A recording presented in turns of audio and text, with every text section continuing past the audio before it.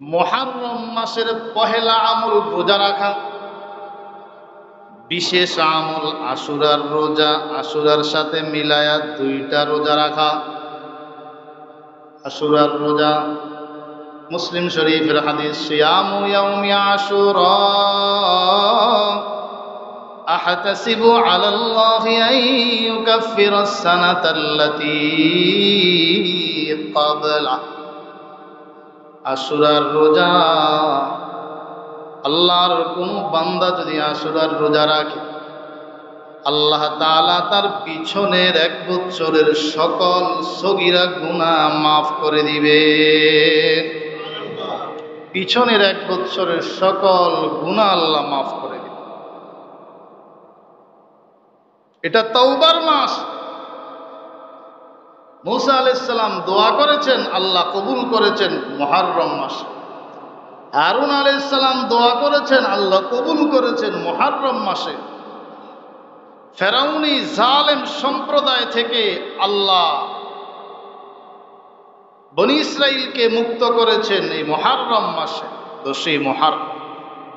আল্লাহ আল্লাহ বলার মতো যদি কোনো মানুষ দুনিয়ায় থাকে, যতক্ষণ থাকবে ঈমানওয়ালা, আল্লাহর আশিক, আল্লাহর পাগল, আল্লাহ আল্লাহ বলার মতো কেউ যতক্ষণ থাকবে, কিয়ামত কায়েম হবে না।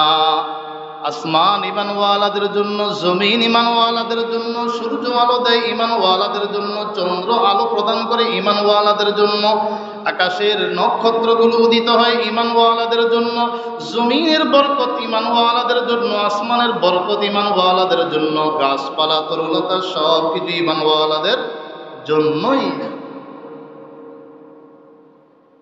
লাআমলান্না জাহান্নামা মিনাল জিন্নাতি ওয়ান নাসি আজমাইন। একদল নাফরমান জিন, নাফরমান মানুষগুলো দ্বারা আল্লাহ জাহান্নামকে পরিপূর্ণ করবে। আর ঈমানওয়ালাদেরকে আল্লাহ তাআলা সতর্ক করে বলেন, গুনাহ হয়ে গেছে বান্দা, তওবা করে নাও। দিলটা নাপাক হয়ে গিয়েছে, পরিষ্কার করে নাও। কেমনে পরিষ্কার করবা? পরিষ্কার অন্তর নিয়ে কবরে ঢুকো, পরিষ্কার অন্তর নিয়ে মালাকুল মউতের সাথে সাক্ষাৎ করো, কিয়ামতের ময়দানে হাজিরা দিবা পরিষ্কার অন্তর নিয়ে। কিভাবে পরিষ্কার করবা? বিত্তাওবা, তাওবার মাধ্যমে। ইয়া আইয়ুহাল্লাযীনা আমানু তুবু ইলাল্লাহি তাওবাতান নাসুহা। মুহররম মাসের গুরুত্বপূর্ণ শিক্ষা হলো তাওবা। বান্দা গুনাহ হয়েছে, তাওবা করে নাও। তোমার সন্তান তোমার জন্য উপকারী হবে যদি সে তাওবা করে নেয়। তোমার বিবি তোমার জন্য উপকারী হবে যদি সে তাওবা করে নেয়। তোমার আত্মীয় স্বজন তোমার জন্য উপকারী হবে যদি তারা তাওবাকারী হয়। তুমিও পরকালে মুক্তি পাইবা যদি তাওবা নিয়ে মরতে পারো। হিজরি সনের সূচনা। আল্লাহর রাসূল যখন মক্কা থেকে হিজরত করে মদিনায় গেলেন, নামাজ ফরজ হয়, রোজা ফরজ হয়, যাকাত ফরজ হয়, হজ ফরজ হয়। 13 বছর মার খেয়েছেন, প্রতিবাদ করেন নাই। হিজরতের মাধ্যমে প্রতিবাদ সূচনা হয়। এখন আর মার খাওয়া নয়, মার আসলে প্রতিবাদ করতে হবে, প্রতিরোধ গড়ে তুলতে হবে। ঠিক কিনা? হিজরতের সাথে জিহাদের সম্পর্ক। হিজরি সনের সূচনার মাধ্যমে আল্লাহর নবী যখন হিজরত করে মদিনায় আসলেন, কাফিরদের অত্যাচার অনিষ্টতার মোকাবেলায় জিহাদ করেছে। হিজরতের সাথে মুসলমানদের ইবাদতের সম্পর্ক, আমলের সম্পর্ক, ঈমানের সম্পর্ক, জিহাদের সম্পর্ক। নববর্ষ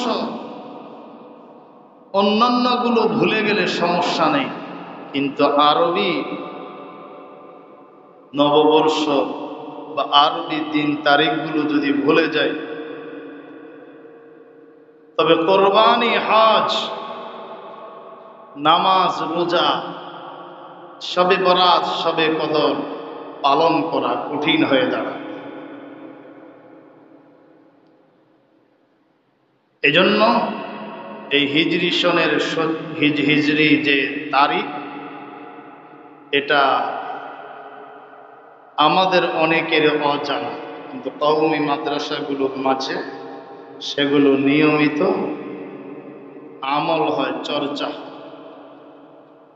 গুরুত্ব অপরিসীম। আমরা শুনেছি যে আল্লাহ তাআলার কাছে 4টি মাস সম্মানিত। কয়টি মাস? জোরে বলেন, কয় মাস? 4 মাস সম্মানিত। একটি মাস হলো মুহররম। মুহররম মাস বছরের পহেলা মাস। মুহররম মাস সম্মানিত মাসের একটি মাস। সব মাসগুলো আল্লাহর মাস। বিশেষভাবে হাদিসের মাঝে মুহররম মাসকে আল্লাহর মাস বলা হয়েছে। আফদালুস সিয়াম বাদা রমাদান শাহরুল্লাহিল মুহররম